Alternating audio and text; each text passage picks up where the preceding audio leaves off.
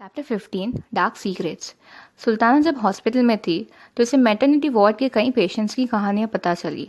उसे पता चला कि सऊदी अरेबिया में जो भी औरतें शाही घराने की नहीं होती है उनकी ज़िंदगी कितनी अलग और कितनी ज़्यादा बुरी होती है। 18 वर्षीय सुल्ताना का पहला बच्चा पैदा हुआ था। तब सुल्ताना ने ऐसी कई लड़कियों से मिली जो कि 13 वर्ष तक भी छोटी थी, और जो सुल्ताना की उम्र की थी उनका चौथा या पांचवा बच्चा आ रहा था। एक ऐसी लड़की थी जिसकी आंखें एकदम नम थी, अपने चिल्लाते हुए बच्चे को घूर रही थी और चुपचाप खड़ी थी। वो एक छोटे से गांव से आई थी और 5 दिन तक उसके लेबर चला था। सुल्ताना ने उससे दोस्ती की और ऐसे कई दिनों तक बातें करने के बाद पता चला कि वो लड़की 12 वर्षीय थी, जो कि एक 53 ईयर ओल्ड आदमी की तीसरी बीवी थी। वो अब डरी हुई थी क्योंकि उसको वापस गांव एक बेटी को ले जाना पड़ेगा। वो लड़की ने कभी अपना बचपन देखा ही नहीं था। उसकी पूरी जिंदगी हार्डवर्क और सैक्रिफाइस में ही चली गई थी। सुल्ताना उसे अलविदा कहे उससे पहले ही वो चली गई। तब एक ब्रिटिश नर्स सुल्ताना के पास एक कहानी लेकर आई। सुल्ताना के बाजू के वार्ड में एक 14 या 15 साल की अमाल नाम की लड़की डिलीवरी करने वाली थी। उसको जंजीर में लेकर आया गया था। उसके पीछे मुतावाज भी आए थे। वो बच्ची को शरिया लॉ के हिसाब से सेक्स के लिए गिल्टी माना गया था, जिसकी यूजुअल पनिशमेंट कोड़े मारना होता है, लेकिन ये केस में उसके पिता को उसके लिए मौत एक सज़ा के तौर पे चाहिए थी।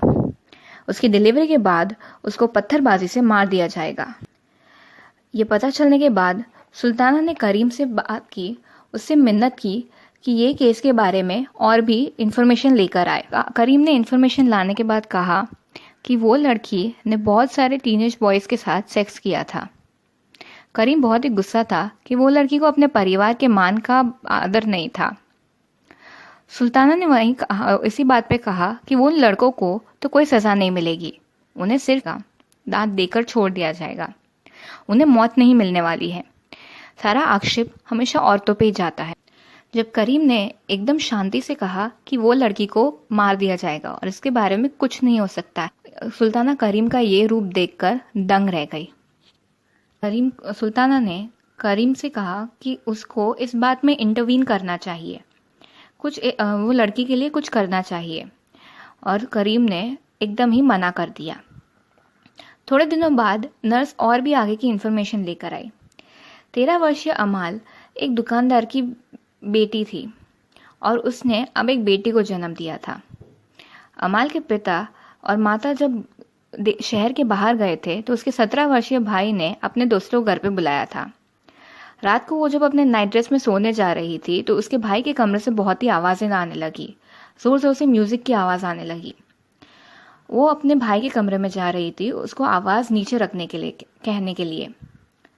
अपने भाई के कमरे में जाने से पहले उसने थोड़ा सा झांका और अपने भाई के लिए आवाज़ लगाई। जब कोई आवाज़ नहीं आई तो वो सीधा अंदर चली गई। जैसे ही वो अंदर गई उसके भाई के सारे दोस्त जो कि ड्रग थे उसके ऊपर चढ़ गए। वो अपने भाई के लिए चिल्लाने लगी, लेकिन किसी ने सुना नहीं। सारे लड़कों ने बारी बारी उसका बलात्कार किया। वो चिल्लाई लेकिन कोई भी नौकर नहीं आया क्योंकि आवाज़ इतना ज़ोर से था। उसका भाई ड्रग लेकर बाथरूम में सो रहा था। जब सुबह हुई सारे लड़के भाग गए। अमाल को हॉस्पिटल ले जाया गया, इमरजेंसी रूम में ले जाया गया और पुलिस को इन्फॉर्म किया। इस बात में मुतावाज भी इन्वॉल्व हो गए। जो भी मुजरिम थे उनने अपनी कहानियां बना ली कि ड्रग नहीं था लेकिन लाउड म्यूज़िक था, और वो लड़की पतले कपड़ों में ऐसे ही अंदर आ गई और लड़कों को रिझाने लगी। जब लड़कों ने मना किया तब भी वो रुकी नहीं। अमल के पापा को अमल से बहुत ही नफरत थी क्योंकि वो एक लड़की थी। उनके हिसाब से वो लड़कों ने वही किया जो कोई भी आदमी करता जब ऐसी हालत में होता। ये सारी बातें सुनकर सुल्ताना को बहुत ही बुरा लगा। उसको याद आया जब वो 12 वर्षीय थी तो ओमार कितनी कहानियां कहता था उसके पत्थरबाजी के किस्से की, जिसमें वो पार्टिसिपेट करता था बहुत ही खुशी से। ऐसी नाजुक औरतों की जान लेने में जिन्होंने अपना ऑनर नहीं संभाला। एक ऐसा किस्सा सुल्ताना को याद था जिसमें एक 25 वर्षीय लड़की की ऐसे जान ले गई थी। उसको एक चौखट पर लाया गया था, उसके हाथ बांध दिए गए थे, मुंह पे गंदा कपड़ा लिपटाया गया था और सिर पे एक काला कलर का हुड पहनाया गया था। उसको ज़बरदस्ती ज़मीन पे नील कराया गया। उसको पहले 50 कोड़े पड़े थे, फिर एक ट्रक भर के पत्थर आए थे और एंग्री और इम्पेशेंट पब्लिक, जो कि मोस्टली आदमी ही थे, सबने पत्थर लेकर उसको मारना शुरू कर दिया। पहले तो उसकी बॉडी ज़मीन पे गिर पड़ी और वो लेट गई। उसकी बॉडी धीरे धीरे जर्क लेने लगी थी। 2 घंटे बाद जब वो सहन नहीं कर पाई तब वो मर गई थी। उससे अमाल काब हॉस्पिटल से डिस्चार्ज हो रहा था। नर्स और सुल्ताना अपने ही वार्ड के दरवाजे पे खड़े थे। नर्स ने अमाल को देखकर सुल्ताना से कहा कि वो राजकुमारी है और इस बारे में कुछ करती क्यों नहीं है, जिस पे सुल्ताना ने कहा कि भले वो राजकुमारी है, लेकिन अंततः वो एक औरत है जिसकी आवाज़ कोई नहीं सुनने वाला है ये देश में।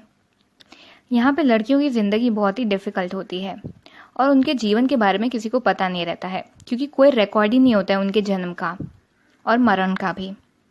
सुल्ताना मन ही मन ये सोचने लगी कि करीम का ऐसा रिस्पॉन्स देखकर उसके आगे की बेटियों का क्या हाल होगा। वो अब बहुत ही डरी हुई थी।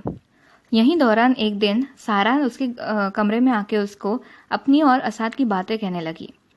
अब 3 महीने में सारा और असाद की शादी होने वाली थी।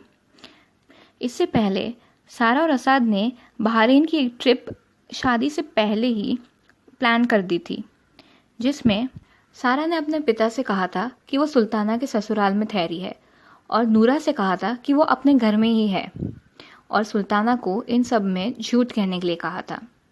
सारा ने यह भी कहा कि वो अपनी एक दोस्त जो बहरीन जाने वाली थी लेकिन उसका प्लान कैंसिल हो गया, उसका पासपोर्ट और उसका परमिशन लेटर भी ले रही है, और क्योंकि सारा का नकाब कोई भी उठाने नहीं वाला था, तो ऐसी हरकत वो कर सकती थी।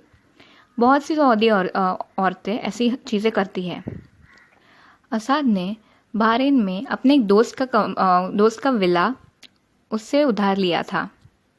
सारा ने सुल्ताना की बेटी की ओर देखा और कहा कि उसको भी ऐसे ही 6 छोटे बच्चे चाहिए थे, जैसे खुदा ने कहा था।